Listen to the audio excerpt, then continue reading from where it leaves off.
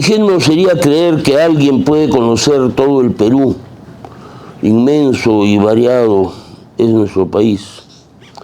Pero sí me precio de ser un aventurero a quien le ha gustado conocer gentes y paisajes, montañas y ríos, quebradas, animales y hasta sorprenderme con insectos insólitos. Todo esto quizás es herencia de mi padre, que fue también un viajero y que me llevó desde niño en sus viajes. Yo era el varón mayor y eso significó esa ventaja y también esa desventaja.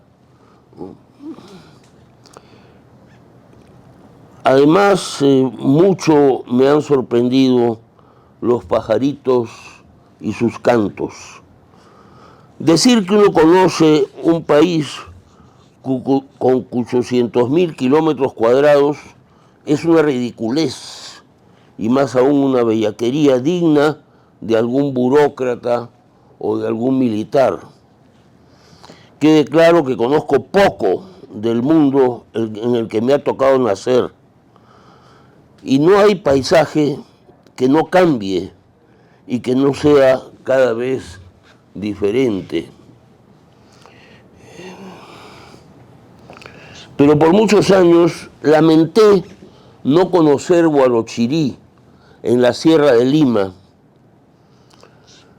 La búsqueda de cronistas y en general de literatura vinculada al viejo Perú me llevó hace ya muchos años a aquel manuscrito que, según me dicen, descubrió José María Arguedas en alguna biblioteca europea y cuya traducción al castellano publicó con el título de Dioses y Hombres de Huarochirí.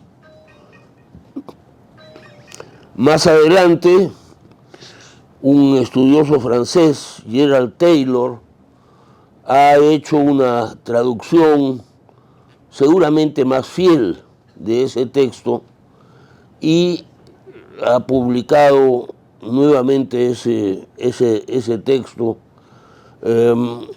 cambiándole de nombre, ¿no? Ritos y tradiciones de Huarochirí, con lo cual le resta poesía al nombre, ¿no? Yo creo que Arguedas tenía toda la razón, Dioses y Hombres de Huarochirí. Y es un título mucho más poético y mucho más interesante desde mi punto de vista, ¿no? Porque también en la Alianza Francesa no conviene meterse con los franceses, ¿no? Y Gerald Taylor era francés, porque ya difunto, ¿no? En todo caso, son de los grandes estudiosos a quienes no podemos sino agradecerles, ¿no? El que se ocupen de las cosas peruanas y que nos hagan a los pueblos peruanos menos ignorantes, ¿no?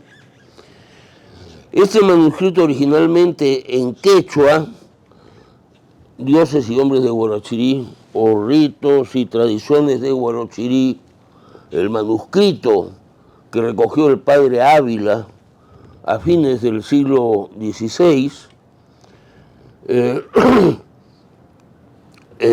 este cura, el padre Ávila, era quechua hablante, porque había nacido en el Cusco, y por supuesto también sabía latín, y en fin, era un hombre culto de la época, y un extirpador de idolatrías, ¿no?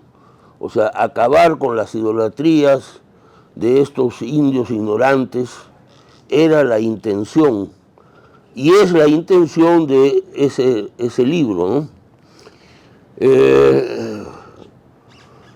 Para quienes queremos saber cómo pensaban y sentían el mundo los pueblos prehispánicos, ese libro es importantísimo. No que lo entendamos, ¿eh?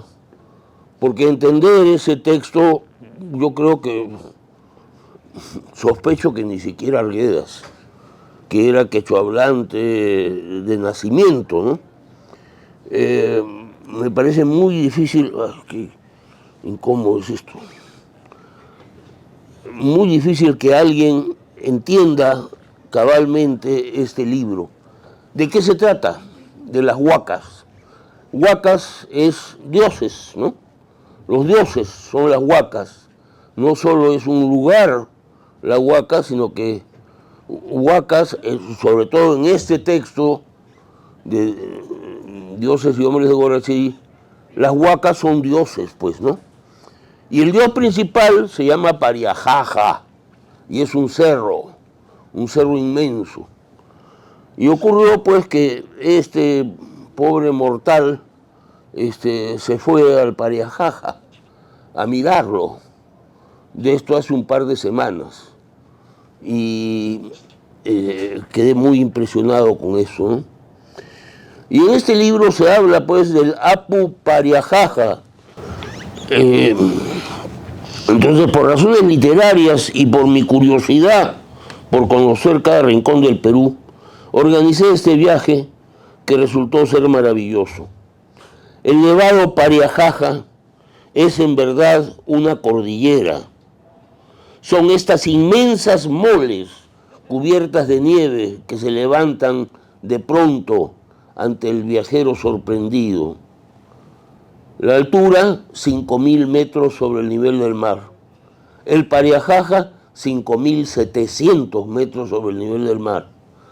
Obviamente que yo me quedé en los 5.000, ¿no? No, 5.700 metros es una altura irrespirable, ¿no?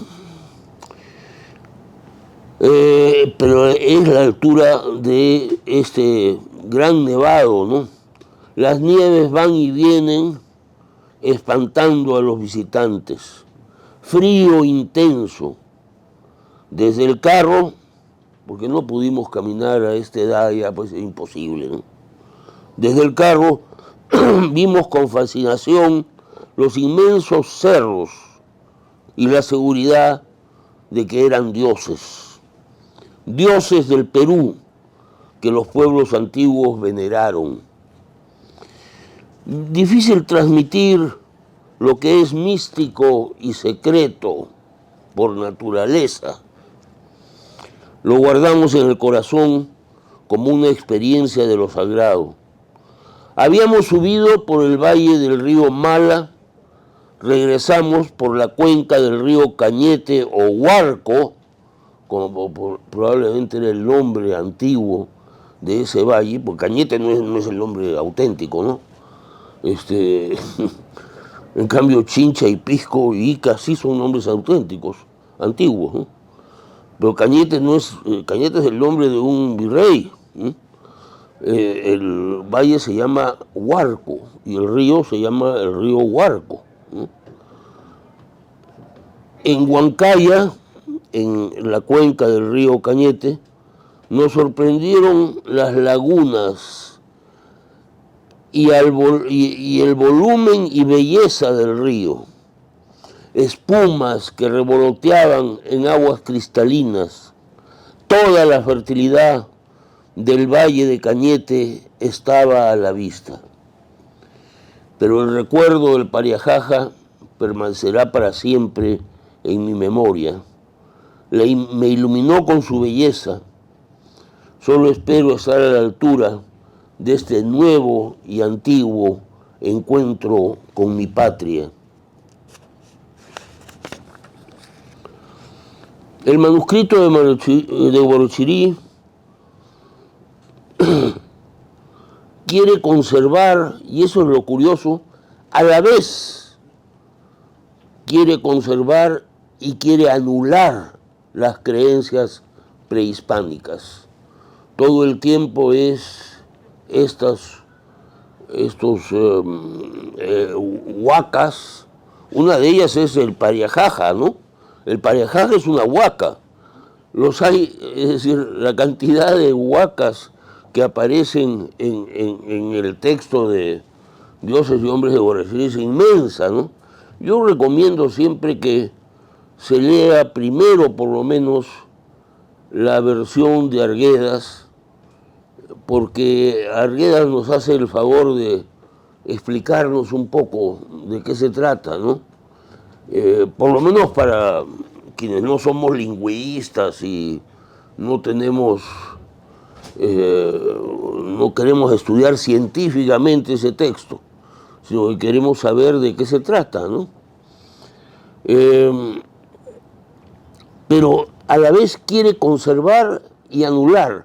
Es decir, a rato se habla de que ya ahora nosotros somos los cristianos y que ya no creemos en estos demonios horribles que nos tenían, que nos dominaban, en fin.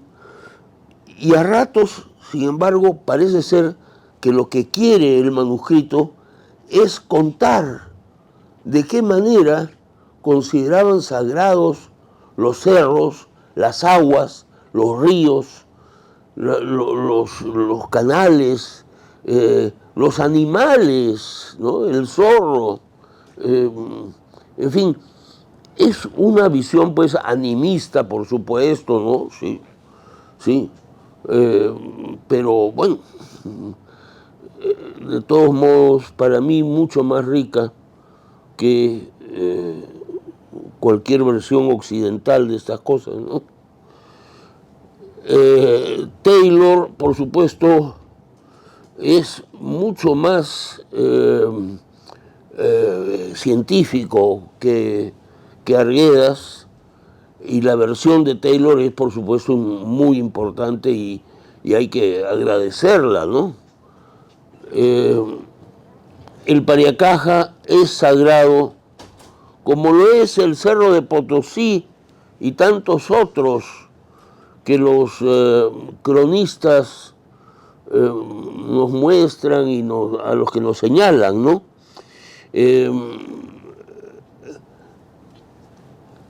Un tema importantísimo que quiero solo mencionar ahora es el tema del agua, ¿no? Constantemente en el manuscrito se habla del agua, y el tema del agua es importantísimo, ¿no? Pero yo quería leerles además un texto que no trata del cerro del Pariacaja, sino de otro gran cerro del Perú, y leerles un pequeño pasaje de un libro maravilloso que fue la Historia de la Villa Imperial de Potosí, de don Bartolomé Arsanz de Urzúa y Vela, y solo leerles un pasaje para que vean cómo no solo los indios, también los españoles se enamoraron de los cerros. El famoso, siempre máximo, riquísimo e inacabable Cerro de Potosí, singular obra del poder de Dios, único milagro de la naturaleza, perfecta y permanente maravilla del mundo, alegría de los mortales, emperador de los montes, rey de los cerros, príncipe de todos los minerales, señor de los 5000 indios que le sacan las entrañas, clarín que resuena en todo el orbe, ejército pagado contra los enemigos de la fe, muralla que impide sus exenios, castillo y formidable pieza cuyas preciosas balas los destruye, atractivo de los hombres, imán de sus voluntades, basa de todos los tesoros, adorno de los sagrados templos, moneda con que se compra el cielo, monstruo de riqueza, cuerpo de tierra y alma de plata, etcétera, etcétera, etcétera, ¿no? Quiero con esto señalar que también los españoles y el mismo don Bartolomé Arsanz de Urzúa y Vela, que escribe esta historia de la Villa Imperial de Potosí, que es una joya, ¿no? Una joya de la literatura virreinal, sin duda. Y puede hablar así, ¿no? El rey de los cerros, ¿no? Es una cosa con mucho entusiasmo, ¿no? Y es el mismo entusiasmo con el que hablan pues los indígenas quechohablantes que recoge, no se sabe quién, porque no es esto de que fue el padre Ávila, no es seguro, ¿no?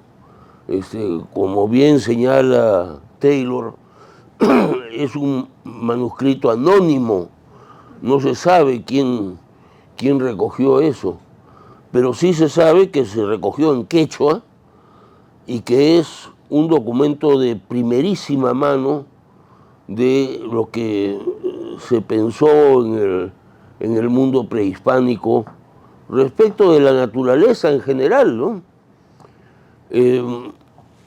Bueno, y por último,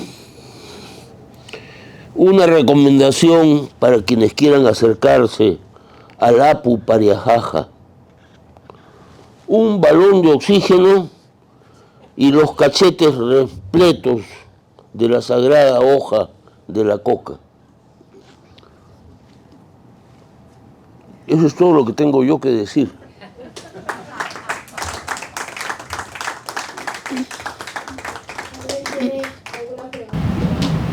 ¿Crees que ahora, con los peruanos que estamos en esta sociedad tan occidentalizada, tan perdida, tenemos, o por lo menos puede surgir esta conexión con la naturaleza? Podemos encontrar algunos dioses, no sé, hace poquito veía en un reportaje a una persona que está en la Sociedad Peruana de Derecho Ambiental y protegen una ola, ¿no? Una rompiente, o protegen bosques, pero eso parece ser como algo tan aislado y tan perdido. O sea, ya no tenemos, ya no identificamos dioses en la naturaleza, nos creemos tan superiores. Podemos volver a encontrar en ella algo que nos aliente, que nos haga sentir pequeñas personas en este universo. Bueno, yo no sé, en el fondo creo que la mística es una cosa personal, ¿no? Así que difícilmente puedo pensar en soluciones políticas de que la gente de pronto vuelvan a la naturaleza. No, al contrario, si están todos con el telefonito, ¿no? Hasta los niños, ¿no? Entonces, yo no sé a dónde va todo eso, no tengo la menor idea. Me apena, porque creo que hay algo que se va perdiendo, ¿no? En las pantallas, ¿no? Pantallas grandes o pantallas chicas. Cuando le enseñaron a Winston Churchill, le enseñaron la televisión, dijo: esto le va a hacer mucho daño a la humanidad. Yo creo que efectivamente ha sido así, y que las pantallas nos alejan de las cosas reales, de las piedras reales, de los árboles reales, de las montañas reales, de la gente real, ¿no? Y bueno, cada vez hay menos conversación, menos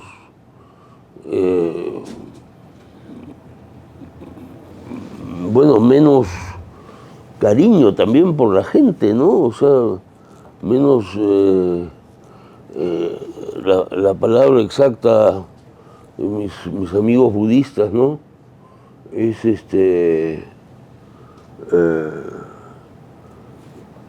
no me viene la palabra porque así somos, así pasa con los viejos. No, empatía, yo no uso una palabra como esa, jamás. Compasión es la palabra que no me venía, compasión por los seres humanos y solidaridad. Bueno, en fin, muchas cosas por el estilo, ¿no? Pero yo creo que todo eso requiere de que volvamos a la naturaleza, ¿no?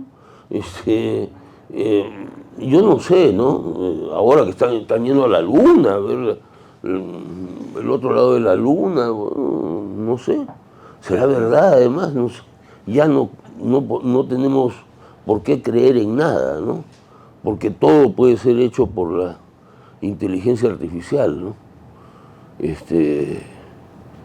Pero nosotros no. Los que, bueno, los que estamos acá con intención de oír algo y de pensar por nuestra cuenta, ¿no? Creo que de eso se trata con la filosofía, ¿no es cierto, Salomón? Pensar por su cuenta, ¿no? Si no pensamos por nuestra cuenta, y pensar después también, eso de Heidegger es tan lindo, ¿no? O sea, pensar es un salto, ¿no? Es un salto y un salto milagroso, ¿no? De pronto podemos pensar un poquito y eso es quizá lo que nos hace más humanos, ¿no? Creo yo.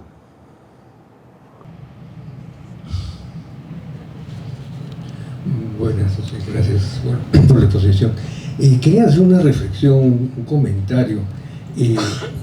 Cuando en la pregunta anterior se enfoca como una falta de algo, lo estamos haciendo desde un punto de vista, o sea, de ser urbícolas, ¿no? O sea, gente de las ciudades. Pero lo que me parece que debemos centrar el asunto de recuperar este pensamiento andino y aplicarlo a un contexto como la gente que vivimos acá en las ciudades, creo que empieza primeramente porque las personas que pertenecen a ese pensamiento tengan capacidad de expresarse, tener poder político, cultural, para poder materializar por ahí. Nosotros no podemos, porque no, la mayoría no tenemos ese conocimiento, pero si esas personas, esa cultura, esa civilización que existe, sobre todo en la sierra, fuese protagónica, yo creo que influiría mucho en nuestro propio modo de pensar, ¿no? Porque ahorita como que estamos comentando, pero no es lo mismo que vivirlo, ¿no? Entonces, ahora, para eso va a pasar quizás más de 100 años, ¿no? Porque la forma como se evita que esa cultura se exprese a cabalidad, que se le apoya, son 500 años de subjugación, es tan fuerte, ¿no? que hasta lo podemos ver en las elecciones que estamos sucediendo, ¿no? Hay una polarización entre lo que es la sierra y la ciudad de la costa, que como que si fuesen dos mundos distintos, ¿no? Entonces yo creo que ese plantearnos así el problema y las metas va por ahí, ¿no? Porque si no sentimos una ansiedad, una frustración entre lo anímico y lo racional, ¿no? Bueno, eso quería comentar, no sé, ¿usted qué piensa al respecto? Un comentario sobre. Bueno, yo creo que hay aquellos hombres que nos han servido de vínculo, como José María Arguedas, ¿no?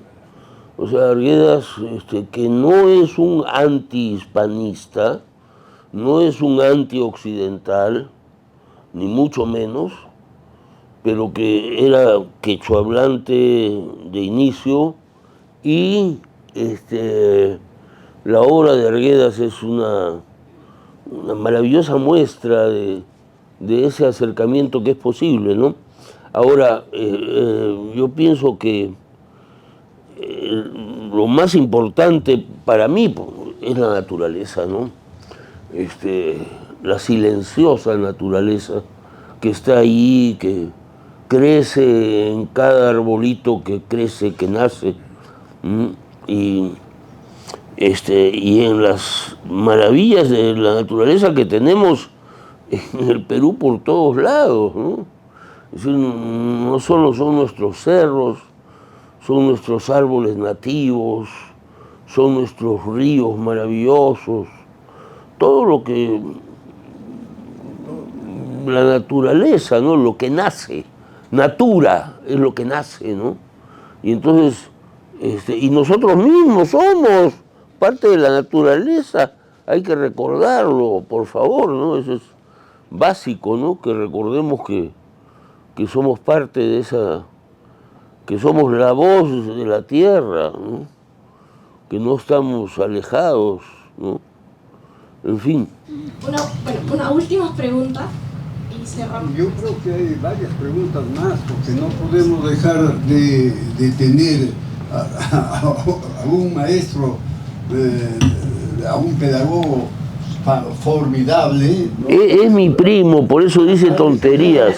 Ha enseñado en distintas universidades de nuestro querido Perú, y realmente yo le decía en otro momento que si yo fuera presidente, a él lo nombraría ministro de Educación. Me dijo, por favor, primo, no me metas en ese problema, que no quiero yo asistir nunca. Pero menos mal que no eres presidente, pues. Al texto de la conferencia, es que yo creo que el deseo de amar la naturaleza es un sentimiento normal en el ser humano. Y el problema que tenemos en este ser humano, no solamente a nivel nacional, sino a nivel universal, es el haber dejado la fe y la creencia en que somos criaturas de un ser fantástico y divino, y que por él existimos y existe la maravillosa naturaleza. El hombre se ha alejado tanto de la naturaleza como de Dios. Por eso es que tenemos a nivel universal esta catástrofe. Realmente lo siento como catástrofe, porque como el exponente decía, nuestro gran escritor nacional, no sé, por intermedio de sus novelas cortas pero formidables, lo más esencial que él nos enseña es a tener sentimiento por la naturaleza y sobre todo por el hombre. Algo que no comprendió en ningún momento los importantes literatos que tenemos en nuestro Perú. No lo comprendieron, no comprendieron su obra, ni su sentimiento, ni lo que significa el Perú de todas las sangres, y que hasta este momento no se lo conoce ni se lo quiere conocer, porque ahorita, como ya lo expresó nuestro querido filósofo nacional e internacional, es que ahorita todos, desde los pequeños, los adolescentes, los preadolescentes y los adolescentes y los viejos como yo, no dejamos de tener al mundo en nuestra mano, en el famoso telefonito. Felizmente yo tuve la suerte de como el presidente de los Estados Unidos, no dejarlos ver televisión a mis hijos de ninguna manera, porque lo califiqué al fantasma de la televisión como el demonio en fantasma. Y eso es la verdad, porque el demonio de la televisión se ha convertido en el diablillo actual de las tablets y de los celulares. Esa es la verdad.